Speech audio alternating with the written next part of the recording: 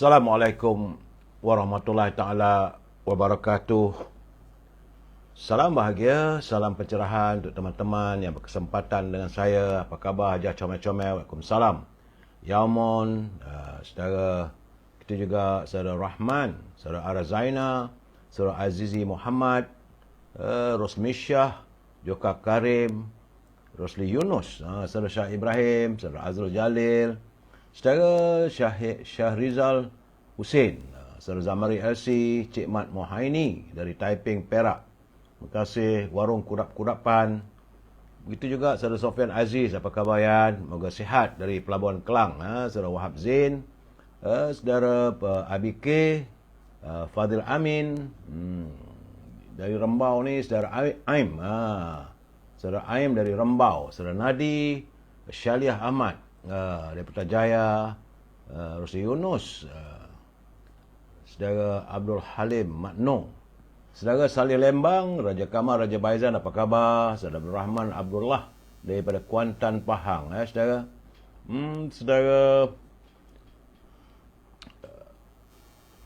Syazlan Anugerah Bakti, saudara Jalal Ali, Salam Perjuangan, Ahmad Map, Rashid Mustafa, saudara Abu Nem, Puan Rosmini dari Pontian, Johor, terima kasih. Begitu juga saudara Izzuddin dari Pulau Pinang, Bulan Terang, saudara Richard Bakri, saudara Abu Nem, saudara Fadil Amin. Waalaikumsalam, terima kasih, sihat insya-Allah. Saudara Muhammad Paridun Tukiman, apa khabar? Puan Halimah Hashim, salam warga Cinta Damai, Puan Rosni Korengot dari Sarawak. Begitu juga saudara Muhammad Kapli, salam untuk semua pelayar berkesempatan, saudara Raja Syairizat, apa khabarku? Moga sihat. Saudara Abdullah, Azizah Arazaina, Syahda Ahmad dari Putrajaya, Rubidin, Azmi Omar dari Mindef, Muhammad Yusuf Ishak dari Kota Bandar Baru, Kedah, saudara Muhammad Yusuf Ishak, saudara Ramzul, saudara Abi Aidin. Dia kata saudara Khamis Nadi daripada Bahau, Abi Aidin dari Johor Baru, saudara Bakar Ahmad, semoga dijauhi Allah, semoga sihat. Saudara Abu Bakar Harun dari Dungun, Terengganu, saudara Jeffrey Din daripada Teluk Intan, saudara Azali Kasim, saudara Said Abdul Hakim Jaafar daripada Singapura, saudara Puan Nur Maria, saudara orang Perak, di mana tu Peraknya tu? Alhamdulillah, semangat lagi. Saudara Yakub Bob dari Pulau Pangku.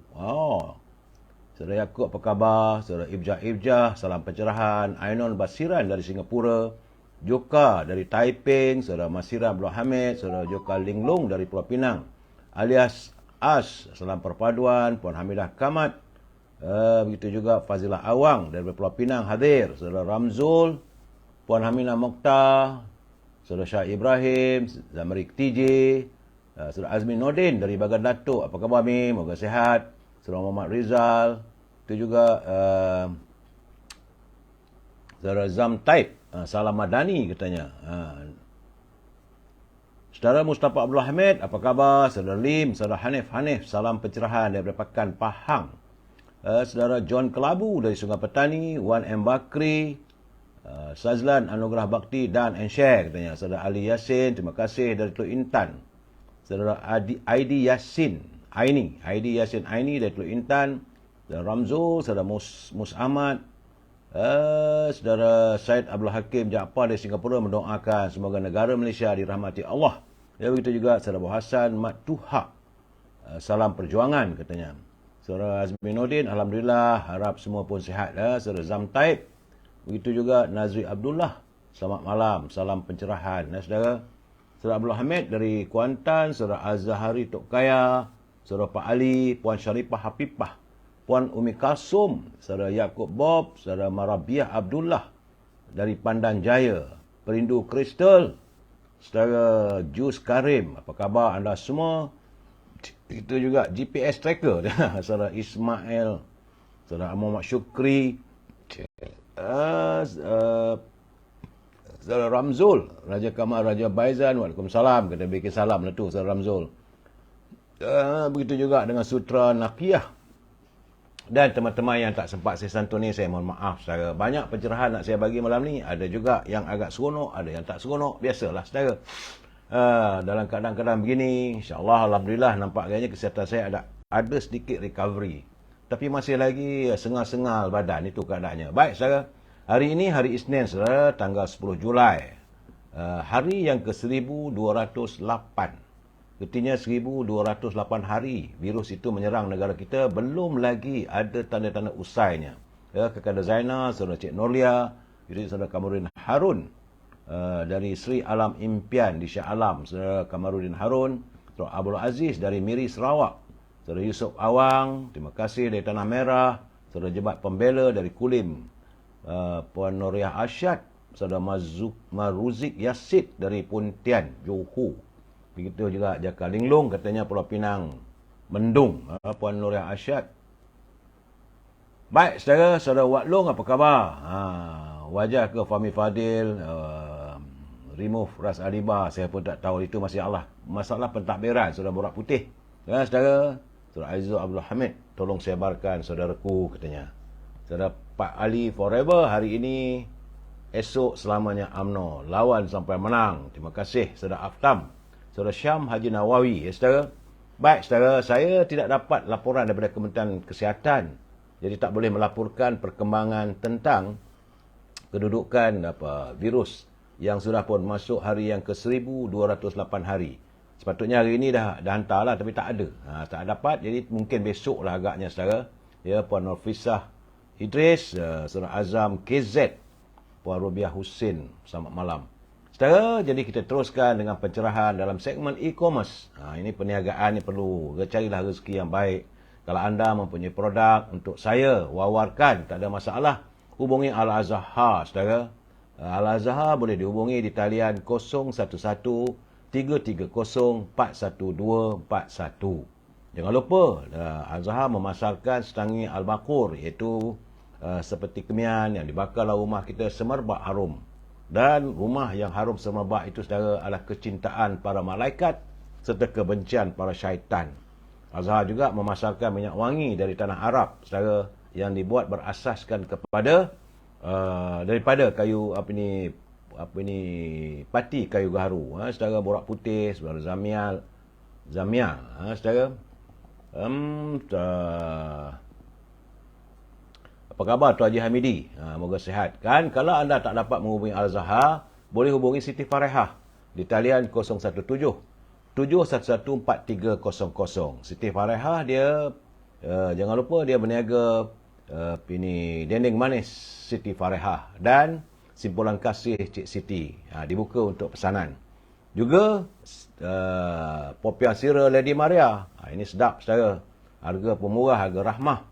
Rasanya rangup, pedas, manis. Boleh hubungi saudara Nizam di talian 019-435-1203. Saudara, sebentar tadi Puan Roschun menghubungi saya. Dia menanti anda untuk menjadi ejennya. Jadi Puan Roschun boleh dihubung 012-257-5917 untuk berkongsi berniaga dengan beliau. Tak perlu modal, tak perlu produk, sebab beliau mempunyai produknya, iaitu makanan sihat yang berasaskan oat carrier. Hubungi Puan Roschun, saudara, 012-257-5917. Bolehlah juga cari-cari rezeki dalam keadaan sekarang ni, saudara, suasana ekonomi yang tak begitu menentu, saudara. Saudara, hari ini saya menerima berita yang agak menyedihkan apabila teman sekarya, teman-teman seperjuangan dalam dunia kewartawanan, iaitu Allahyarhamah Wan Nur Hayati Wan Alias. Allahyarhamah merupakan mantan wartawan di Utusan Melayu, di Berita Harian, dan juga sebagai pemenang Anugerah Kajai tahun 2014. Seorang wartawan yang profilik, yang begitu hebat. Tapi rasanya selama dekat setahun menderita penyakit yang dialami terlantar uzur akibat radang paru-paru. Malah dijangkiti oleh virus. Waktu zaman virus dulu dia terjangkit dan terpaksa duduk di rumah. Beliau berkhidmat sebagai wartawan akhbar Utusan Melayu. Tapi hari-hari terakhirnya agak sedih juga, saudara. Sebab beliau merupakan ibu tunggal, saudara. Bagaimanapun, Allahyarhamah telah pun meninggalkan kita untuk kembali di negeri yang abadi. jenazah Allahyarhamah akan dibawa ke Surau Perigi Talan. Saudara, di Perigi Talan di mana tu ya? Aduh. Di Kampung Bintungan, di Rembau, Negeri Sembilan. Saudara, saya mintalah kalau boleh, bersamalah kita sedekahkan bacaan surah Al-Fatihah untuk mengiringi perjalanan Allahyarhamah. Ini Wan Nur Hayati Wan Alias kembali ke negeri asalnya. Al-Fatihah. A'udzubillahi minasyaitonirrajim. Bismillahirrahmanirrahim. Alhamdulillah rabbil alamin arrahmanirrahim maliki yaumiddin. Iyyaka na'budu wa iyyaka nasta'in ihdinas siratal mustaqim. Siratal ladzina an'amta 'alaihim ghairil maghdubi 'alaihim waladdallin. Saya mendoakan agar keluarga Allahyarhamah bertabah menerima dugaan. Ya, saudara, memanglah itulah hidup kita ni, saudara. Pertunangan pada kehidupan adalah kematian. Bertabahlah semua dan kita mendoakan agar ruh Allahyarhamah ditempatkan di kalangan orang-orang yang dikasihi serta diampunkan segala dosa-dosanya, saudara. Baik, saudara. Hidup perlu diteruskan. Sebab itu kita masuk segmen naluri kehidupan. Kerana daripada Abu Hurairah radhiyallahu anhu berkata, baginda Nabi Muhammad SAW bersabda, sedekah itu tidak akan mengurangkan harta anda. Tidak ada orang yang beri maaf kepada orang lain, melainkan Allah akan menambah kemuliaannya. Dan tidak ada orang yang merendahkan dirinya kerana Allah, melainkan Allah akan mengangkat darjahnya. Itu hadis riwayat Rasulullah, hadis Muslim. Statusnya adalah hadis yang sahih. Jadi, saudara, pengajaran kepada hadis tadi, saudara, sedekah itu adalah amalan yang dituntut dalam Islam. Khususnya di bulan Ramadan atau bulan-bulan mana pun, saudara. Hari Jumaat, sewajarnya kita perbanyakkan bersedekah. Kerana orang yang bersedekah tidak akan mengurangkan hartanya. Kerana Allah akan menggantikan dengan yang lebih baik. Malahan akan didoakan oleh para malaikat. Daripada Abu Hurairah lagi, dia berkata, baginda Rasulullah SAW bersabda, tidak ada satu hari pun ketika seorang hamba melewati paginya, kecuali akan turun dua malaikat kepadanya, lalu salah satunya berdoa, ya Allah, berikanlah pengganti bagi siapa yang menafkahkan hartanya. Sedangkan yang satu lagi itu berdoa, wahai Allah, berikanlah kehancuran, kebinasaan kepada orang yang menahan hartanya yang bakhil. Juga ini hadis riwayat Bukhari. Statusnya ada sahih, saudara. Jadi orang yang memberi kemaafan kepada orang lain, Allah akan menambah kemuliaan kepadanya. Orang yang merendahkan dirinya kerana Allah, saudara, Allah akan mengangkat darjatnya serta kedudukannya di sisi Allah. Oleh itu, saudara, perbanyakkan sedekah. Saudara, perbanyakkan sedekah. Kalau tak dapat buat apa lagi, sedekahlah dengan senyuman. Itulah, saudara, seketika dalam naluri kehidupan kita supaya kita tak menjadi warga yang sombong, saudara. Kita masuk segmen mutiara kata, saudara. Dalam segmen mutiara kata ini ada teman menghantar culipan kepada saya, katanya, mulakan pagi ini dengan bersedekah. Dan sedekah yang tidak perlukan modal adalah senyum. Senyum menghubungkan dua insan yang tidak kenal dan menyatukan kembali dua hati yang terpisah. Jadi sebab itu tadi saya kata senyum, saudara. Sedekahkanlah dengan senyuman, kuntumkanlah kuntum-kuntum senyuman untuk kita merawat cinta kasih sesama insan. Ingat, saudara, hidup ini sementara saja sifatnya. Dan jangan lupa bersedekah. Bersedekahlah kalau ada sedikit wang dan sebagainya kepada mereka yang memerlukan. Baik, saudara, kita masuk segmen Pak Nazil. Pantun Pak Nazil ni ramai kan teman-teman tertunggu-tunggu. Dan saya juga berterima kasih pada Pak Nazil yang tanpa henti-henti menghantar kiriman kepada saya untuk perkongsian kita bersama. Moga Pak Nazil terus berkarya. Kata Pak Nazil, tidak mudah membuat gasing kayu hutan si kayu teja. Kalau sudah dikata asing, pastinya ketaatan dipermain saja. Jadi biasalah, saudara, kalau orang asing datang, pendatang tanpa izin, mereka tidak ada kesetiaan pada negara kita, saudara. Tambah Pak Nazir lagi, tulang rusuk petai sepapan, beli di Kerpan, kedai Cik Kak. Ikan busuk jangan disimpan. Kalau disimpan, meloya tekak. Gertinya, saudara, segala kejahatan, segala kebejatan, tak boleh nak kita sembunyikan. Itu pandangan Pak Nazir. Dia kata, ikan busuk tu jangan disimpan. Kalau disimpan, meloya tekak. Pak Nazir menjelaskan tulang rusuk tu ialah tulang rusuk lembu. Itu maksud Pak Nazir. Terima kasih Pak Nazil atas kiriman pantun untuk perkongsian kita bersama. Saudara, selain perkiriman pantun, saya tetap mengingatkan pimpinan negara agar jangan berbelanja wang negara tanpa had. Kerana kita bimbang negara boleh muflis. Pada teman-teman yang menyunting semula live saya ini dan dimasukkan dalam sebarang channel, itu tanggungjawab anda. Saya tidak menghalang, saya tidak melarang, pulang pada anda. Tapi perlu bertanggungjawab kerana saya tak mampu untuk memantau setiap suntingan yang anda lakukan. Ingat saudara, ini adalah sekadar pencerahan politik. Di samping itu, kalau ada informasi untuk perkongsian kita bersama. Seandainya saya memberi komen, kita mesti berpegang pada prinsip, kita mesti bersetuju untuk tidak bersetuju. Ya, Puan Salma Ahmad, Saudara Nasir Bazin dari Gombak, Puan Nur Luzaidah Abdullah dan juga Saudara Abdul Osman, Yang Maya, Saudara Nasir Rosdiwan, saudara. Itu juga Saudara Aziz bin Itam. Saudara, bila saya memberi pandangan, beri pencerahan, kita mesti bersetuju untuk tidak bersetuju. We must agree to disagree. Kalau saudara mau menyantuni ataupun mau menghantar pandangan, tak ada masalah. Asalkan anda tulis kepada saya ataupun dalam ruangan saya ini, mestilah menggunakan bahasa-bahasa yang harmonis, bahasa-bahasa yang ada adabnya. Saya tidak mengizinkan bahasa-bahasa yang kasar, yang mencarut dan sebagainya. Ini adalah ruangan yang saya sediakan untuk warga cinta damai menyantuni setiap persoalan secara harmonis, saudara. Baik, saudara, saya terus masuk gear 3, gear 4, saya tak tahulah, saudara. Cuma saya agak terpegun melihat jawapan kepada Yang Mulia, Yang Berhormat Mulia, Menteri Perdagangan Antarabangsa dan Industri Tengku Datuk Seri Zafrul Abdul Aziz. Ini berhubung tentang, kerana kata Tun Dr. Mahathir 2 hari lepas bahawa kita ni, kerajaan tidak mau menyantuni, tak ada orang yang nak melayan sebab kononnya ada pelabur. Kerana kata Tengku Zafrul, bekas Perdana Menteri Dr. Mahathir, dia kata perlulah mendedahkan butiran pelabur yang didakwanya mau melabur sehingga 500 bilion ringgit dilangkaui. Kerana jika dakwaan bekas ahli Parlimen Langkawi itu benar, maka tentulah ia akan mencipta sejarah. Kerana kita perlu tahu dalam sejarah pelaburan, katanya jumlah pelaburan yang diluluskan yang tertinggi adalah sejumlah 309 bilion untuk setahun. Ini 500 bilion, bayangkanlah saya.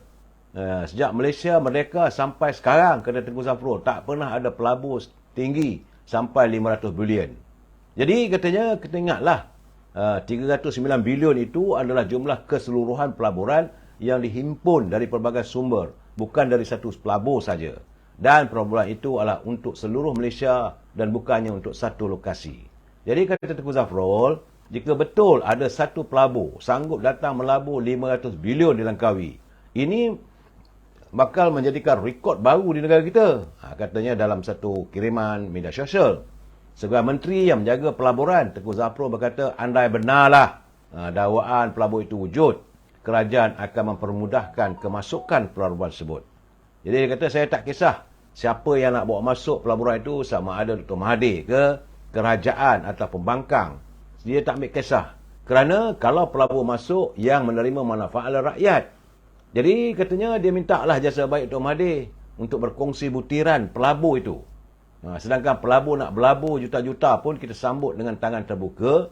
Ini kan pula dengan 500 bilion, kata ini Tengku Zafrul. Kalau itu benar, dia kata, kita akan bentang kapet merah dari lapangan terbang sampailah ke hotel, katanya. Ini kena beliau menjawab pada Dr. Mahathir pada satu program bual bicara anjuran proklamasi orang Melayu. Sabtu lalu, dia mendakwa berjumpa dengan pelabur yang berhajat mau melabur 500 bilion di Pulau Peranginan popular itu. Namun, dia tidak mendedahkan individunya. Kata Dr. Mahathir, ada orang yang nak melabur, mereka jumpa saya. Mereka kata nak melabur Pulau Langkawi sebanyak 500 bilion. Tapi katanya, tak ada menteri yang sudi jumpa dengan dia. Itu kata dakwa Dr. Mahathir. Selain itu, ada juga seorang lagi datang jumpa saya, katanya. Saya cakap nak melabur, tapi tak ada layanan. Jadi sebenarnya bukan orang tak nak datang melabur. Orang nak datang tapi kena tak ada layanan. Jadi mereka pergilah ke Indonesia, Vietnam dan Filipina. Itu sebagaimana dakwaan Dr. Mahathir. Akhirnya dijawab Tengku Zafrul. Kalau benar ada 500 bilion tu, dia kata dia akan bentangkan kapet daripada airport, daripada lapangan terbang di Langkawi tu, sampai ke hotel lah dia kata. Getihnya saudara, jangan mengarut. Itu ceritanya saudara. Aduhai. Baik saudara, tentang kehidupan rakyat, saya nampak Menteri Kementerian Perdagangan Dalam Negeri dan Kos Sara Hidup. Beliau berusaha untuk mengatasi kekurangan bekalan minyak masak di pasaran. Jadi katanya menurut Datuk Seri Salihuddin Ayub, untuk memastikan pengagihan minyak masak bersubsidi akan dilakukan proses rasionalisasi minyak masak bersubsidi agihannya serata. Ini kerana secara minyak masak ni ada yang bersubsidi. Kalau bersubsidi itu yang satu paket RM1 begitu murah, RM1 ke RM2.5 macam itulah. Jadi sebab itu banyak diselewengkan. Sebab itu kata Datuk Seri Salihuddin Ayub, dia akan memastikan bekalan itu cukup dan rasionalisasinya disekatakan. Itu kenyataan beliau. Jadi saya haraplah agar rasionalisasi itu dapat dilaksanakan. Kita tak mahu lagi segala cakap saja macam cakap ada pelabuhan atas 500 bilion. Yang mana satu? Itu keadaan. Saudara, saya juga agak sukar untuk saya memikirkan bagaimana tentang kehidupan warga Kemboja. Saya perlu menyatakan ini saudara kerana saya bimbang. Kemboja pun dekat dengan negara kita saudara. Dan kita sudah pun mengadakan hubungan dua hala dengan negara Kemboja saudara. Kerana dari Phnom Penh, Kemboja katanya masih menderita akibat bom berangkai Amerika Syarikat yang digugurkan di negara Asia Tenggara itu setengah abad lalu. Demikian menurut Perdana Menteri Samdech Teko Hansing. Demikian dilaporkan. Ini disebabkan kerana Amerika katanya akan membekalkan bom berangkai kepada Ukraine. Jadi kalau itu dilakukan, sedangkan Kemboja dah hampir berapa lama saja. Bom itu digugurkan pada awal tahun 1970. Sehingga kini dah lebih setengah abad. Kata Hansing, kita belum menemui jalan untuk memusnahkan kesemuanya. Jadi ini adalah sebagai respon jawapan kepada kesediaan Amerika untuk menghantar bom berangkai itu kepada Ukraine. Jadi inilah antara protes beliau sebagai ketua negara kerana dia mengalami Kemboja. Jangan lupa saudara, peperangan dulu antara Vietnam, Cambodia dengan Amerika. Akhirnya bila digugurkan bom berangkai itu sampai setengah abad tak selesai-selesai lagi. Jadi sebab itu saudara, kita harus berusahalah agar negara kita ini tentram saudara. Saya tiap malam menceritakan apa berlaku di luar negara sebagai dapat dijadikan pedoman dan juga tauladan kepada kita saudara. Jangan kita kerana politik kita bermusuh, hancur negara. Saya tengok macam contohnya seperti di Bangkok. Masih lagi belum selesai. Apabila perlantikan Perdana Menteri yang sepatutnya Pita Lim Jorarenrat, beliau akan menentukan nasibnya. Dia menang partinya, Parti Move Forward MF memperoleh kerusi terbanyak pada pilihan raya 14 Mei lalu. Mei, Jun, Julai, dah dekat 3 bulan saja masih belum lagi ada perlantikan Perdana Menteri. Kerana walaupun dia menang dan bergabung dalam 8 buah parti bersama MFF, mereka cuma mempunyai jumlah 312 kerusi. Sedangkan yang diperlukan adalah 376 kerusi. Perbezaan kerusi itu adalah disebabkan oleh perlunya mereka mendapat sokongan daripada para senator. Senator adalah pelantikan yang dibuat oleh junta tentera. Ini yang masih lagi keadaannya. Kerana terdapat lebih kurang 250 ahli senator di Thailand dilantik oleh junta tentera. Walaupun MFP ini dia mempunyai sokongan sejumlah 312 kerusi. Dan majoriti lah saja, tapi tak boleh bentuk kerajaan. Sebab itu kita bersyukur negara kita dalam keadaan yang hang parlimen tu hari, kita cuma mengambil masa lebih kurang 3-4 hari saja. Terus boleh membentuk kerajaan. Tapi di Thailand masih lagi dalam keadaan yang limbo. Sebab itu ini Pita menasihati penyokong-penyokongnya bersabar, bertenang. Tunggulah dia kata.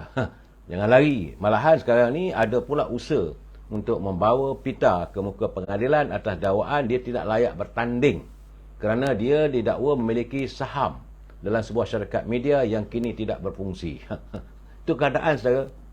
Jadi saya haraplah keadaan di negara kita ni tidak mengulangi apa yang berlaku di negara luar, negara jiran kita, saudara.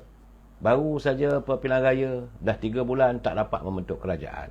Apa yang berlaku bila negara terjebak dalam peperangan dengan negara besar seperti Amerika, saudara, seperti di Kemboja. Bom yang digugurkan sampai sekarang tak dapat diselesaikan. Sebab itu negara Kemboja tu orang nak pergi pun takut. Kerana keselamatan tak menentu, saudara. Dan saya bersyukur kerana saya dengar dari segi laporan Reuters, AFP menyebut bahawa pertelingkahan antara negara China dengan negara Amerika dalam perang ekonominya sudah pun beransur. Beransur tenang. Sebab itu pasaran saham negara kita pun hari ini sudah pun nampak ada peningkatannya. Kata dalam 3.9 mata. Dan ringgit kita pun sudah mula mengukuh sedikit demi sedikit. Sebab itu saya katakan, saudara, apa saja yang berlaku di luar negara, ia tidak boleh tidak menyentuh ataupun mempengaruhi keadaan ekonomi negara kita. Kita negara kecil, saudara. Sebab itu perlu diwujudkan kestabilan politik. Apa masalah sama-sama kita cubalah diuraikan. Kalau kita masih berterusan berbalah sama kita, orang lain yang untung, saudara. Dan saudara, contohnya tentang perdebatan berhubung dengan pelupusan, siapa yang melupuskan hutang Felda, masih lagi berterusan di media sosial. Semalam saya dah pesankan, saya dah nyatakan, tak kisahlah. Kalau benda itu sudah selesai, alhamdulillah. Tak sama ada ianya dicetuskan oleh Tan Sri Muhyiddin ke ataupun Tan Sri Ibrahim, itu tak penting bagi saya. Yang penting warga Felda sudah lagi tidak menanggung hutang yang besar. Itu keadaannya. Tapi masih ada perdebatan. Dan hari ini saya mendapat kiriman, saudara, daripada kenyataan saudara Sulong Jamil Haji Muhammad Sharif. Beliau merupakan ketua peneroka Felda Kebangsaan. Saya cuba berhubung, saya tak tahulah, saudara, tapi belum lagi dapat nak cari nombor telefon dan sebagainya. Dan saya berfikir, apakah ini satu hantaran yang palsu dan sebagainya. Saya tak yakin gitu sebab saya nampak dari chronology of event, cara penceritaannya. Ini panjang ni saya nak baca, saudara, supaya kita faham. Dan saya nampak kenyataan yang ditulis oleh saudara Sulong Jamil.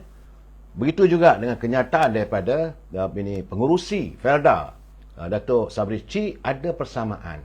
Dan ada juga tadi saya dengar mantan pengarah, lembaga pengarah Felda juga ada buat kenyataan yang saya nampak ada sedikit persamaan. Elok saudara kita hayati, kita dengar baik-baik.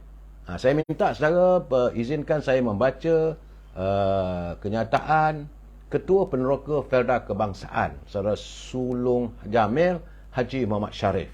Beliau adalah juga dilantik sebagai lembaga pengarah dalam Felda.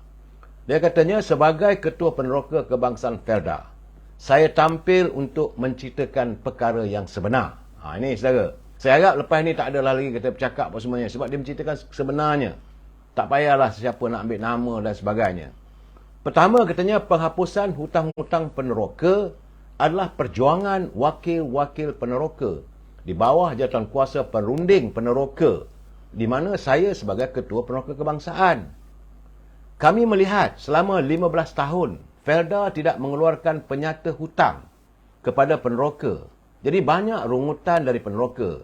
Ada hutang yang tak wajar. Saya bagi salah satu contoh, katanya sepatutnya membaja setahun 5 kali. Tetapi Felda cuma buat 2 kali. Cas hutang kepada peneroka 5 kali. Inilah salah satu sebab peneroka ragu dan tidak berpuas hati. Ini cara dia tulis tu, saudara, bukan seolah bahasa-bahasa yang macam kita biasa, saudara. Dia menulis tu bukanlah seorang penulis. Kata, selaku Ketua Peneroka Kebangsaan Felda, saya telah berbincang perkara ini bersama pengurusi Felda yang berhormat Tan Sri Idris Yusof. Masa itu, katanya. Jadi jalan penyelesaiannya, Felda kena hapuskan hutang-hutang peneroka sehingga tahun 2019. Perkara ini dipersetujui bersama oleh Felda dan peneroka kerana Felda telah merangka kaedah pemotongan ini. Apabila pemalsuan ini berlaku, Felda telah berjumpa kerajaan, di mana masa itu Tan Sri Muhyiddin selaku Perdana Menteri. Apabila pemalsuan itu berlaku, Felda sudah hilang punca pendapatan. Jadi bagaimana nak bayar hutang-hutang bank dan KWSP serta lain-lain. Kerajaan di masa itu telah bersetuju untuk mengeluarkan sukuk sejumlah 99 bilion dengan jaminan kerajaan.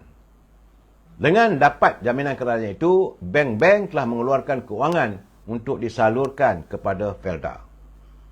Saya sendiri katanya bersama dengan Tan Sri Idris Yusof dan juga Presiden MBFM, Presiden KAF dan wakil dari pengurusan Felda telah berjumpa Tan Sri Muhyiddin di pejabat Perdana Menteri di Parlimen. Cuma tak tulis tarikh bila dan sebagainya. Setelah diberi penerangan mengenai suku ini, kami berpuas hati dan mengucapkan jutaan terima kasih kepada Yang Amat Berhormat Perdana Menteri. Semasa dalam penerangan, Yang Amat Berhormat Perdana Menteri berkali-kali bercakap, ingat, ini bukan percuma, kena bayar balik. Sehinggalah semasa saya bersalam hendak pulang dengannya, Perdana Menteri masih mengulangi ayat, ingat, ini kena bayar balik. Jadi setelah kewangan dapat dari bank-bank, Felda telah membayar segala hutang-hutangnya, termasuk untuk Felda membeli saham-saham FGV, yang mana sekarang Felda menguasainya sebanyak 82%. Sama ada kerajaan sudah memeterai perjanjian dengan Felda bagaimana sukuk ini harus dibayar, itu kita tidak dimaklumkan. Dan sehingga habis tahun 2022, masih ibarat menunggu buah yang tak gugur. Apabila kerajaan perpaduan mengambil alih tampuk pemerintahan negara yang diketuai oleh Yang Amat Berhormat Datuk Seri Anwar Ibrahim sebagai Perdana Menteri, beliau telah menyemak perkara ini bersama Kementerian Keuangan. Pada hujung bulan Jun 2023, Perdana Menteri Datuk Seri Anwar Ibrahim telah menandatangani satu jaminan dari kerajaan untuk merealisasikan dari perjanjian terdahulu, yang mana kerajaan perpaduan bersetuju untuk membantu Felda sebanyak 1 bilion setahun untuk membayar pokok pinjaman Felda melalui sukuk 99 bilion. Apabila ini berlaku, Felda menarik nafas lega. Felda hanya perlu mendapatkan lain-lain sumber pendapatan yang salah satunya daripada FGV, daripada LLA, kilang dan sebagainya yang akan mendapat pendapatan 1 bilion. Dengan pendapatan ini, Felda bolehlah membayar gaji kaki tangan, faedah bank, pendahuluan tanam semula peneroka, pendahuluan baja, sara hidup dan lain-lain aktiviti yang membabitkan kebajikan peneroka. Mungkin dalam masa 8 tahun, Felda sudah boleh berjalan seperti biasa dan kembali kepada landasan asal penubuhannya. Semasa majlis sambutan Hari Peneroka pada 7 Julai yang lalu, itu hari Jumaat katanya, Perdana Menteri telah meluluskan beberapa peruntukan untuk kesejahteraan peneroka Felda. Satu, bantuan kerajaan 1 bilion setahun untuk membayar hutang sukuk kepada bank-bank. Ini meringankan beban Felda dan Felda akan menggunakan pendapatan lain untuk kos operasi Felda, termasuklah kebajikan peneroka. Dua, Perdana Menteri telah meluluskan peruntukan tambahan untuk menyediakan pemasangan lampu-lampu jalan di kesemua kawasan rancangan Felda yang membabitkan 37,012 lampu jalan dengan bayaran bil bulanannya ditanggung oleh kerajaan melalui kementerian terbabit. Perdana Menteri juga mengumumkan 12 pusat hemodialisis di dalam kawasan rancangan Felda. 4. Perdana Menteri juga mengumumkan subsidi diesel sebanyak 36 juta setahun untuk penjanaan tenaga dan rawatan air bersih di Sabah. Ia akan beri manfaat kepada lebih kurang 40,000 isi rumah. Bagi warga peneroka yang berumur 65 tahun ke atas, Perdana Menteri juga mengumumkan manfaat kesihatan bernilai RM300. Ia boleh digunakan jika mereka mahu menerima rawatan di klinik swasta. 6. Yang Amat Berhormat Perdana Menteri turut mengumumkan Digital Madani, yang mana Digital Madani ini ialah satu program baru yang akan diperkenalkan di seluruh rancangan Felda untuk memastikan anak-anak dan cucu-cucu peneroka Felda tidak ketinggalan dalam ekonomi gig. 7. Perdana Menteri juga mengumumkan akan membantu peneroka tanaman getah beralih kepada tanaman sawit. 8. Dalam isu perumahan generasi baru Felda, Perdana Menteri memberikan jaminan 283 unit rumah yang terbengkalai akan disiapkan. Manakala peruntukan untuk membina rumah generasi baru yang akan datang kajian ke arah itu akan dilaksanakan. Perdana Menteri meminta tempoh masa supaya kerajaan mencari jalan terbaik bagi semua. Akhir sekali, Yang Berhormat Perdana Menteri mengumumkan bahawa Kementerian Wilayah dan Desa di bawah Yang Amat Berhormat Timbalan Perdana Menteri, Yang Amat Berhormat Datuk Seri Dr. Ahmad Zahid Hamidi yang juga Menteri Pembangunan Luar Bandar dan Desa diberikan akses untuk menyelenggara dan membaiki kemudahan yang rosak dalam kawasan rancangan Felda yang sebelum ini tidak dibenarkan. Kerenah birokrasi ini telah dilonggarkan oleh Kementerian Kewangan supaya Felda tidak hanya menunggu dari satu sumber saja. Jadi saya melihat ini adalah satu kesungguhan Kerajaan Perpaduan Elias Madani untuk membantu Felda dan peneroka. Saya menyambut baik atas usaha ini dan mendoakan semoga Allah SWT permudahkan segalanya. Amin. Petikan kata-kata pengurusi Felda yang baru, itu yang bahagia Datuk Seri Ahmad Syabri Cik. Kita ini ibarat 3 tiang tungku yang berdiri gagah untuk menerima kawah besar yang berada di atas. 3 tiang itu ialah peneroka, Felda dan kerajaan. Salah satu tiang ini patah, rebahlah kawah ke bumi. Peneroka, Felda dan kerajaan berpisah tiada. Kalau Felda tidak bernyawa, peneroka tidak bernafas. Tak kiralah kerajaan mana pun, Felda adalah lubuk tamadun Melayu. Sewajibnya dibantu bila berlaku kesusahan. Jadi saya menyeru kepada semua peneroka dan warga seterusnya memandang ke hadapan untuk kita terus maju dan berjaya dalam keberkatan. Itu penjelasan saya. Ini keadaannya saya baca begini, saya haraplah selepas ini tak ada lagi lah pertikaian siapa tolong siapa dan sebagainya. Memang jelas apa yang dinyatakan oleh Saudara Ibrahim itu benar, apa yang dinyatakan oleh Tan Sri Mahyudin juga benar. Jadi inisiatif untuk melupuskan hutang warga Felda juga mula dilakukan, tetapi pelaksanaan bagaimana wang sejumlah 8.3 bilion itu ke mana? Itu keadaannya. Tapi bila Saudara Ibrahim jadi Perdana Menteri, maka dirungkai satu persatu dan diadakan perjanjian antara pihak kerajaan dengan Felda, maka berterusanlah hari ini. Mudah-mudahan saya harap secara isu Felda ini tak perlu lagi lah kita pertikaikan, dan saya harap semua warga Felda tengok ke hadapan. Laksanakanlah usaha untuk melaksanakan, merealisasikan impian kita untuk memenda tamadun bangsa kita. Itu saya tak ada cakap lain. Jadi saudara Hati Ayu, ya surat memang benar. Saya dapat benda begini dan saya akan bagi saya lah, sebab saya tengok chronological of event. Suasana tu ada benar dan dia tidak menafikan nama-nama seperti Tan Sri Muhyiddin, ada pertemuan di Parlimen. Benar saudara. Saudara Iwan, dia kata saya sokong DAP. Pada masa saya melakukan DAP, saya orang UMNO saudara. Ya saudara Salmi Ahmad, dia kata maka bersinarlah di bumi permata. Itu kita harapkan saudara. Saya amat bersimpati. Kalau permasalahan Felda ini dijadikan isu politik berterusan, sampai bila kita nak selesai? Sudahlah. Macam saya kata semalam, cukuplah kita menghentikan polemik Felda ini dan untuk warga Felda berterusan. Sama ada anda anak Felda, cucu Felda, generasi pertama, kedua, ketiga dan sebagainya, tak payah nak bangkit. Soal siapa benar, siapa salah, dah selesai. Antara peneroka dengan kerajaan, dah selesai.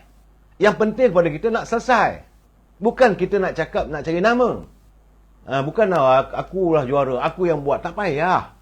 Sebab rakyat tahu untuk berterima kasih. Macam saya kata semalam, takkan nak pergi jumpa, nak cium, jumpa orang ni, salam, cium. Tak payah. Cukup-cukuplah saudara. Saudara, ini saya haraplah saudara. Saya harap benda ini, polemik ini kita hentikan. Ya, cuma sekarang ni saudara, bila ini kita masuk bab politik pula. Saudara, bila saya melihat kenyataan pihak polis, bagaimana dilaporkan oleh berita harian, bahawa polis akan menjalankan siasatan ke atas Presiden PAS Tan Sri Abdul Hadi Awang mengikut Akta Hasutan 1948. Menurut Ketua Polis Negara Tan Sri Razarudin Husin, siasatan ke atas ahli Parlimen Marang itu adalah susulan satu hantaran di akaun Facebook bertajuk Minda Presiden PAS pada Sabtu lalu yang mengulas mengenai parti DAP. Ini yang saya katakan, buat apa kita nak berbalah. Jadi menurut Tan Sri Razarudin, hasil siasatan awal polis mendapati hantaran berkenaan mengandung kenyataan yang berunsur perkauman yang boleh mencetuskan kegusaran awam. Ini yang 3R ni saudara. Satu laporan polis berkait perkara ini telah dibuat di pejabat Jabatan Siasatan Jenayah Komersial Bukit Aman pada jam 7 malam semalam. Jadi siasatan akan dikenalikan oleh unit siasatan jenayah. Jadi pada itu, PDRM turut akan merakamkan percakapan bersama dengan wartawan New York Times yang menerbitkan berita tersebut secara dalam talian berhubung kenyataan Tan Sri Hadi. Jadi sebab itu saya harap kawan-kawan, sebagai dalam warga media, kita sebagai wartawan, kalau rasa perkara itu sensitif, tak perlulah kita laporkan. Untuk apa? Apa keberuntungan untuk negara saudara? Saya banyak kenyataan yang dalam keadaan begini, pihak polis mengharapkan janganlah isu ini dipolemikkan. So, kita serahkanlah pada pihak polis. Mereka lah akan melakukan siasatan dan kita tunggu laporannya. Jangan pula membuat andaian macam-macam saudara. Kerana ini berhubung kait tentang politik. Begitu juga dalam isu 3R ini. Polis Raja Malaysia juga telah mengesahkan bahawa ia telah menerima beberapa laporan polis dan sedang menjalankan siasatan terhadap pengurusi DAP, Lim Guan Eng, berhubung kenyataan yang dipercayai menyentuh 3R, iaitu Rulers, Religion dan Race. Menurut Timbalan Pengarah Jabatan Siasatan Jenayah Bukit Aman, Datuk G. Suresh Kumar, siasatan masih dijalankan dan orang ramai dinasihatkan agar tidak membuat sebarang spekulasi yang boleh mengganggu proses siasatan. Jadi saudara, tak payahlah kita nak bagi komen bahawa itu ini, biar pihak polis. Kita yakin dan percaya pasukan polis kita bukan kaling-kaling saudara. Mereka cukup lengkap dan mereka cukup bertenaga, dan saya yakinlah polis kita ni adalah antara yang terbaik di antara negara-negara lain saudara. Itu keadaan saudara. Jadi siasatan jalankan oleh unit siasatan jenayah terkelas bahagian D5 Jabatan Siasatan Jenayah Bukit Aman di bawah Seksyen 4 dalam kurungan 1 Akta Hasutan 1948. Jadi saudara, saya harap kita jangan lagi kita bercakap soal itu. Dua-dua sudah kena siasat, satu daripada DAP, satu daripada PAS. Kita tunggu laporannya. Saudara, jangan kita jadikan itu sebagai polemik untuk meraih sokongan dan sebagainya dalam musim pilihan raya ini saudara. Begitu juga sekarang ni bagaimana pemerhati rasuah menyifatkan ini cadangan PAS yang mahu menyediakan bas percuma kepada pelajar Institut Pengajian Tinggi untuk pulang mengundi pada pilihan raya negeri 12 Ogos ini adalah menyalahi Akta Keselamatan Pilihan Raya 1954. Yang ini saya dah lontarkan. Saya dah nyatakan, saya ingat dalam 3 atau 4 malam dulu saya dah beritahu. Kalau benar kenyataan yang dibuat oleh pimpinan PAS di Kelantan bahawa mereka menyediakan bas, saya rasa ini adalah antara ada unsur-unsur yang menyalahi Akta Kesalahan Pilihan Raya 1954. Menurut timbalan Ketua Jawatankuasa Pemikir Pemerhati Rasuah Malaysia, Nur Muhammad Syakil Hamid, beliau menegaskan cadangan yang diutarakan parti politik terbabit adalah tidak wajar selain tidak elok untuk dilaksanakan. Sehubungan itu, beliau menasihatkan parti politik dan calon masing-masing supaya lebih peka dan sensitif dengan isu yang boleh menyebabkan mereka dikenakan tindakan, termasuk membatalkan keputusan pilihan raya akan datang. Itu keadaan saudara. Jadi selain menyalahi akta, tindakan sedemikian juga boleh mencetuskan pelbagai spekulasi dan dilihat sebagai adanya unsur dorongan untuk menambat hati pengundi bagi penyokong parti tertentu. Perkara ini sudah lama berlaku dan sepatutnya ahli politik ambil iktibar dan tidak melakukan kesalahan yang sama dalam setiap pilihan raya. Jadi, parti dan calon perlu memahami setiap akta serta peraturan pilihan raya yang sedang berkuat kuasa selain perlu untuk mengelakkan diri mereka melanggarnya saudara. Ini adalah sebagai reaksi kepada kenyataan PAS yang mencadangkan semua 6 negeri terbabit dengan PRN menyediakan perkhidmatan bas percuma kepada pelajar Institut Pengajian Tinggi bagi membolehkan mereka pulang mengundi pada 12 Ogos nanti. Berita harian kemarin telah melaporkan Timbalan Presiden PAS Datuk Seri Tuan Ibrahim Tuan Man berkata langkah kerajaan Kelantan itu sewajarnya menjadi ikutan negeri bagi meningkatkan peratus keluar mengundi. Jadi ini laporan daripada Berita Harian. Menurut ahli Parlimen Kubang Kelang itu, penyediaan bas percuma bukan satu berunsur sogokan. Sebaliknya, ia disediakan terbuka pada semua anak Kelantan di IPT tanpa mengira parti kerana mahu membantu mereka menjalankan tanggungjawab mengundi. Jadi, mengulas lanjut, Nur Muhammad berharap agar Suruhanjaya Pilihan Raya dan Suruhanjaya Pencegahan Rasuah memantau setiap gerak-geri semua parti dan calon yang bertanding. Jika didapati melanggar peraturan, katanya tindakan tegas perlulah diambil lebih awal. Saya dah nyatakan perkara ini, saudara. Dan sekarang ni, saudara, kita countdown dah lepas 6 hari dah. Pengumuman akan adanya pilihan raya apa semua ni masuk countdown ni. Saya melihat bahawa pimpinan parti-parti mula, selain daripada media sosial, mengutarakan banyak persoalan, masing-masing parti sudah pun mengeluarkan kenyataan, memperlihatkan keyakinan. Ini sebagai cyber, saudara. Ini sebagai satu perang saraf. Saya lihat ini. Sedangkan untuk dibuktikan sukar. Sebagaimana hari ini, kenyataan yang saya tengok, yang saya lihat dalam media sosial, pengurusi Pakatan Harapan Kedah, Datuk Mahfuz Omar, sebab beliau yakin gabungan itu bersama Barisan Nasional boleh menumbangkan Perikatan Malaysia yang dipimpin di Kedah dalam pilihan negeri berasaskan formula 16 kerusi berada dalam tangan. Saya kata ya ke 16 kerusi dalam tangan. Kalau 16 kerusi tak cukup. Dia sekurang-kurangnya kena ada 19 kursi. Mana nak cari lagi 3 kursi. Ini saya kata antara Saiwo. Saudara Mahfuz Omar, beliau merupakan dulu, beliau adalah antara ahli berarti PAS yang pakar dalam serangan ataupun melakukan Saiwo. Dan saudara, agak menarik. Dia kata jaminan 16 kursi dalam tangan itu dinyatakan olehnya dalam soal jawab bersama dengan Berita Harian. Jadi katanya kekuatan kita memang ada di bandar dan pinggir bandar. Tapi apa perlu lihat ialah perubahan sekarang. Sudah hampir keluar bandar. Jadi begitu yakin. Dan selain daripada Datuk Mahfuz Omar, tiba-tiba keluar kenyataan pula hari ini. Semalam lah, saudara, pengurusi Perikatan Nasional Tan Sri Muhyiddin Yassin, dia kata kerajaan perpaduan yang diterajui oleh Pakatan Harapan dan Barisan Nasional dilihat kacau bilau dan tidak akan bertahan lama. Ini pula lagi, satu lagi. Ini antara Saiwo. Jadi selaku Presiden Bersatu, dia kata UMNO yang terajui oleh Datuk Seri Ahmadi dilihat menjadi liability kepada kerajaan dipimpin. Itu antara cara-cara mereka nak menarik sokongan. Saudara? Jadi sebab itu dia kata sejak bila pula UMNO sebulu dengan DAP. Dari dulu sampai sekarang ni, jika sebut UMNO dengan DAP, no way, no go katanya. Nah, kita pula tanya juga. Waktu dia bersama dengan Dr. Mahathir menumbangkan pimpinan UMNO Barisan Nasional dulu, pilihan raya 14, bukankah dia bekerjasama dengan DAP? Tak payahlah nak kata no way ni.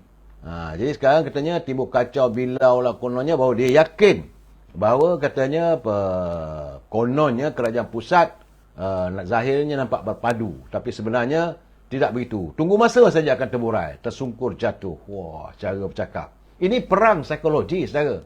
Jadi sebab itu, saudara, kalau kita dengar kenyataan itu, kita senyum sudahlah. Bukan kita nak percaya 100%, saudara. Sebab itu, mana saya nampak kayaknya Tan Sri Muhyiddin dia serang habis-habisan Datuk Seri Anwar Ibrahim. Biasalah, saudara. Bila dia kata, sebab itu setiap hari kita tengoklah Anwar buka mulut, saham jatuh, ringgit jatuh. Sedangkan hari ini saham dah naik balik. Itu perang psikologi. Dia kata bukan saja soal jatuh, orang pun tak percaya. Cara mereka untuk menanam keyakinan. Terpulanglah, saudara. Sebab itu, semalam Datuk Seri Anwar Ibrahim dia menjawab. Akhirnya dia menemplak. Yang Amat Perdana Menteri Datuk Seri Anwar Ibrahim menemplak pihak-pihak tertentu yang mendakwa bahawa kerajaan pimpinannya gagal menguruskan ekonomi negara setelah mengambil alih kerajaan sejak 8 bulan lalu. Beliau berkata beberapa indikator ekonomi menunjukkan sebaliknya, termasuk kadar pertumbuhan sebanyak 56% yang dicatat pada suku pertama tahun ini, lebih tinggi berbanding negara China, Singapura dan Indonesia. Faktor nombor 2, kadar pengangguran turun. Cuma masalahnya terdapat sedikit pengangguran dalam kalangan belia, termasuk graduan. Tetapi kadar pengangguran lebih baik daripada semasa kerajaan Perikatan Nasional. Itu jawapan Datuk Seri Anwar Ibrahim. Fakta ketiga katanya, pelaburan suku tahun pertama. Tahun ini yang sudah pun masuk dalam negara sejumlah 71 bilion. Ini bukan soal menandatangani semata-mata. Tidak, saya pergi ke China yang bagi aku janji untuk bersama melabur 170 bilion. Antara yang terbesar dalam sejarah untuk Malaysia. Itu kata Datuk Seri Anwar Ibrahim sewaktu dalam acara Temu Anwar di Universiti Utara. Saudara. Jadi Perdana Menteri berkata kadar inflasi juga menurun dan berada pada kadar 28%.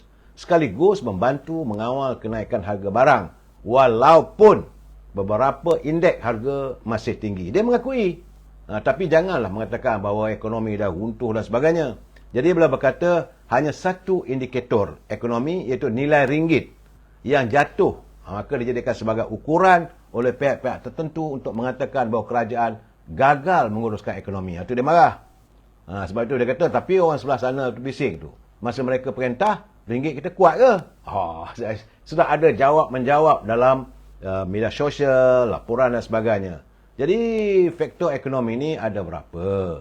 Pertama katanya pertumbuhan, pengangguran, inflasi, pelaburan dan ringgit. Jadi ada 5. Jadi kalau kita cemerlang 4, 1 itu kita baikilah perlahan.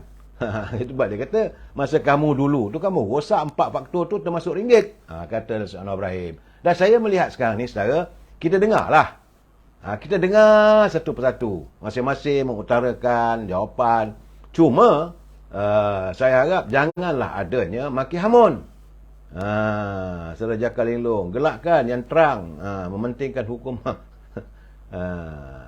Saudara boleh bagi pandangan. Tapi saya harap, TG Lumpur Shop, dia kata masa Najib pandai pula. Macam Tengku Brahman lah pula.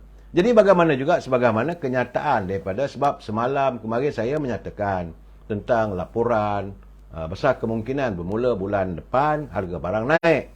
Dan sebagai menteri, selaku ketua penerangan Parti Keadilan dan juga selaku pengarah komunikasi Pakatan Harapan, Menteri Penerangan dan Digital Saudara Fahmi Fadzil, dia mempertikaikan beberapa laporan media tempatan pada Ahad lalu yang menyatakan, Ahad semalam saudara, yang menyatakan harga barangan pengguna dijangka meningkat bermula Ogos ini.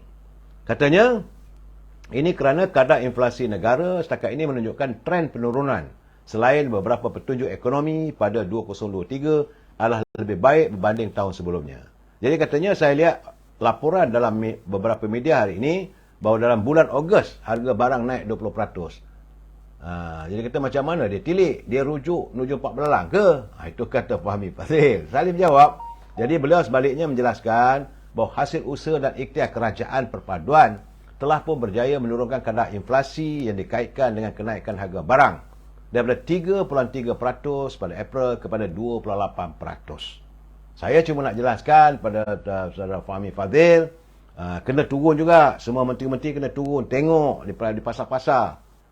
Kalau kita buat kenyataan hanya daripada bilik berhawa dingin, susah juga. Saya lihat macam Datuk Saifuddin Ayub, dia pergi ke Sabah. Sebab itu dia kata dia nak menyelesaikan masalah kekurangan minyak yang bersubsidi ini. Perlu ada konsultasi dan sebagainya. Okey. Jadi perlu juga dihayati di pasar-pasar. Saya dah bercakap sebulan dululah, saudara. Itu keadaannya, saudara. Dan cuma keadaan sekarang ni menimbulkan spekulasi juga. Ini spekulasi politik. Ini maksud saya countdown kita, saudara. Bagaimana Datuk Seri Saifuddin Ayub selaku timbalan Presiden Amanah. Jadi masa pelik dia kata. Dengan tindakan PAS yang tidak berhasrat untuk mengemukakan rayuan terhadap keputusan petisyen pilihan raya bagi Parlimen Kuala Terengganu. Semalam kita telah pun dilaporkan bahawa PAS tidak akan membuat rayuan dan bersedia untuk bersetuju dengan keputusan mahkamah bahawa kursi di Kuala Terengganu, kursi Parlimen dikosongkan. Jadi menurut Timbalan Presiden Amanah itu, dia kata tindakan lepas itu seolah-olah dia mengaku wujudnya unsur rasuah sewaktu pilihan raya umum ke-15. Jadi kalau tidak rayu, ini bermakna, kata Saifuddin Ayub, kalau tidak rayu, maknanya secara mudah ialah mengaku. Mengapa tidak rayu? Kalau isu teknikal, itu saya rasa bolehlah kita pandang sepi. Tapi kalau orang tuduh kita rasuah, kita lakukan rasuah pilihan raya, dan kita tak merayu, jadi ini mungkin ada something wrong. Kata Datuk Saifuddin Ayub, saya rasa pelik sedikit. Kerana sepatutnya kalau kita betul-betul pertahankan kita tidak rasuah, maka logiknya kita akan rayu kes itu di peringkat Mahkamah Rayuan. Betul juga katanya. Sebab pada hari Sabtu lepas, Setiausaha Agung PAS, dia kata keputusan tidak mengukuhkan rayuan itu dilakukan bagi memastikan kebajikan rakyat tidak terabai disebabkan ketiadaan ahli parlimen, kerana Mahkamah Persekutuan akan mengambil masa 6 bulan untuk menyelesaikan kes tersebut. Itu alasan. Bila 27 bulan yang lalu, Mahkamah Pilihan Raya Terengganu telah pun membatalkan kemenangan Datuk Ahmad Hamzah Hashim yang mewakili PAS bagi kerusi Parlimen Kuala Terengganu. Dan ini menimbulkan macam-macam cerita. Ada yang mengatakan bahawa ini adalah unsur-unsur, cara-cara yang di mana sebagaimana orang menyatakan bahawa Perikatan Nasional sedang berusaha untuk diwujudkan pilihan raya di peringkat ahli-ahli parlimen. Kemungkinan ada yang nak bersara, ada yang nak melompat dan sebagainya. Apakah ini permulaan satu persoalan yang boleh dijawab oleh mereka saja? Apakah ini juga satu taktik? Artinya kalau maka nanti akan berangkai lah. Macam saya kata tadi, macam di Kemboja tak selesai lagi. Di Kemboja dia menghadapi masalah bom berangkai. Di negara kita ini kita menghadapi suasana situasi politik yang berangkai-rangkai. Dari awal lagi, saya rasa setelah kita dah wujudkan kerajaan hari ini, sepatutnya tangani segera, tapi kita masih lagi tak selesai lah untuk politik negara kita ni, dan rakyat terjebak dengan politik. Sebab tu saya katakan, apakah politik warga bangsa kita ini sepanjang hari, sepanjang minggu, sepanjang masa, sepanjang tahun. Kita dah buat pilihan raya yang ke-14, yang ke-15 dulu. Okey lah. UMNO menerima kekalahan, tak ada masalah. Dah pula tak nak bentuk kerajaan, sehingga terpaksalah diwujudkan kerajaan perpaduan. Pun salah juga apabila UMNO bersetuju untuk membentuk kerajaan. Lalu ding-dong. Dan pilihan raya negeri ini adalah kesan daripada mereka juga yang tak nak mengadakan pilihan raya serentak. Dan bila ada pilihan raya negeri ini pula, mulalah saling pumpang. Tak habis-habis, saudara. Perikatan Nasional mengadakan pelancaran jentera pilihan raya. Pakatan Harapan dan Perikatan Perpaduan UMNO Barisan Nasional dengan Pakatan Harapan juga menganjurkan acara pengenalan dan pelancaran jentera pilihan raya. Saya lihat rugi banyak wang habis, saudara. Adalah baik wang-wang sebut digunakan untuk membiayai kebajikan rakyat. Dan saya heran juga macam mana pula PAS dia macam di Terengganu tu, dengan benderanya, dengan anak-anak muda pakai bajunya, datang dari mana duit tu? Itu persoalan saya. Begitu juga dengan kerajaan Pakatan Harapan Perpaduan. Banyak duit ni. Bukan sedikit. Sebab bila datang dengan pakaian korporatnya. Begitu juga Perikatan Nasional. Banyak duit ni, saudara. Sebab itu saya merasakan itu belum pilihan raya lagi. Belum lagi pengumuman calon-calon yang bertanding. Tengok pula deretan motosikalnya. Kalau saya lihat, dua-dua parti. Saya tak kata satu, saudara. Sama ada UMNO Barisan Nasional ataupun PAS dan Perikatan Nasional. Sama. Buat dekat di Kedah. Satu stadium. Kononnya munajat dan untuk mengadakan meraihkan berselawat untuk baginda Rasulullah, tapi jadi agenda politik. Bondong-bondong bas mengangkut orang. Apakah tidak ada mengeluarkan wang? Begitu juga mengadakan pertemuan lepas satu kawasan dijadilah sekarang ni, saudara. Saya melihat banyak wang yang habis tiap-tiap kawasan. Itu belum lagi masuk selepas penamaan calon. Bagaimana apabila selepas penamaan calon, kita akan buat countdown juga nanti, saudara. Ini dalam tempoh kita menanti sampai 29. Hari ini berapa bulan, saudara? Hari ini 10 Julai. Mana 19 hari lagi, saudara. Dalam tempoh 19 hari lagi, berapa juta wang nak dihabiskan hanya kerana untuk politik. Itu gambaran, saudara. Sama ada daripada UMNO, sama ada datang daripada Barisan Nasional, ataupun PAS maupun Perikatan Nasional.